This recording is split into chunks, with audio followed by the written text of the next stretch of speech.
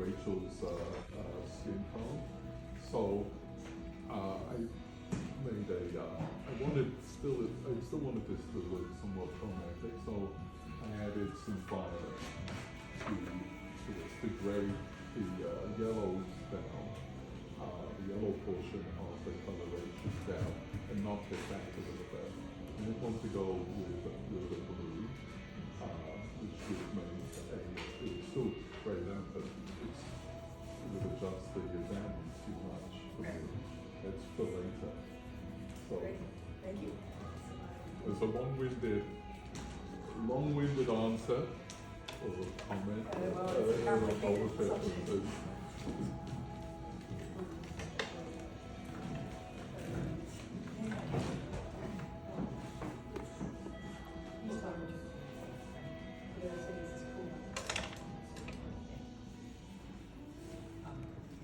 Yeah, what question?